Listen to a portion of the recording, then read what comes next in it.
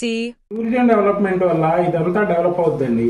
ఇందుట్లో చూసుకుంటే ఈ రాజధాని వైపు ఉన్నాయన్నీ ఇది గవర్నమెంట్ ల్యాండ్సే కాబట్టి ఇదంతా రైతుల దగ్గర తీసుకొని సీడ్ క్యాపిటల్లో తీసుకున్నారు ల్యాండ్స్.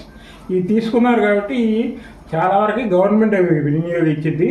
అంతేకాకుండా ఎవరైనా ప్రైవేట్ ఏజెన్సీలకి ఇచ్చినా కానీ పెద్ద పెద్ద స్టార్ హోటల్స్ అవన్నీ వస్తాయి. ఇక అమ్మవారి కనకదుర్గమ్మ అమ్మవారి గుడి నుంచి కూడా ఈ భవానీ ఐలాండ్కి మధ్యలో భవానీ ఐలాండ్ ఉంటుందండి. ఇదంతా ఈ ఐలాండ్కి ఒక బ్రిడ్జ్ వేస్తున్నారు, ప్లస్ పడవలు బోట్ షికార్లు ఇవన్నీ ఉంటాయి. నైట్ స్టే అంతా ఇక్కడే ఉంటుంది.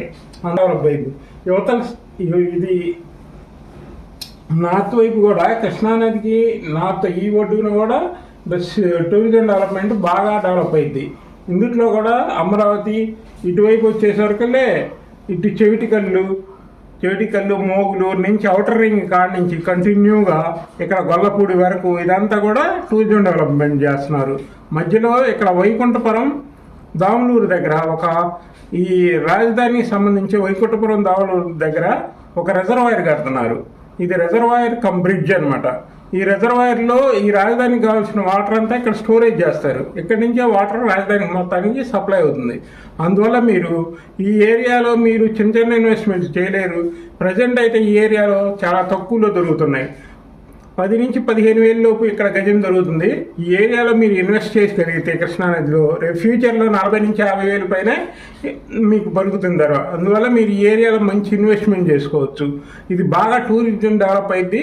ఇవన్నీ స్టార్ హోటల్ కాబట్టి ఇటంతా medium hotels, 3 star 2 star hotels, చిన్న చిన్న బోటు షికార్స్ ఇలాంటివన్నీ ఈ వైపే వస్తాయి.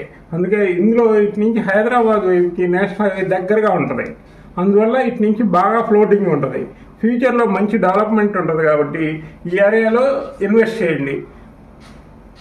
Thank you. Like, share, subscribe. మా ఛానల్ని లైక్, షేర్, సబ్స్క్రైబ్ చేసుకోండి. ఇలాంటి మరిన్ని వీడియోస్ చేస్తాము. Thank you.